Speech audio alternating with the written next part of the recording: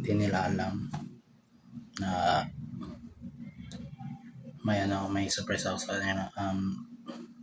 Simple gift lang po to sa Valentine's Day. Yes. Ito. Kakainin namin ito. Hati-hati kami dito. 180 po siya. Binili ko kahapon.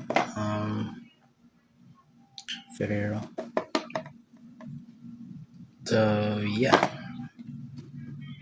As if for now, ito lang ang makaya natin.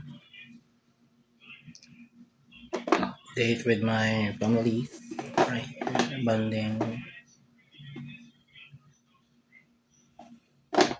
So, yan lang po. Yun lang po ang update natin ngayon. Ito lang. Tapos, mamaya, mapopost ako ng ito, yung bagong lyrics na ginawa ko.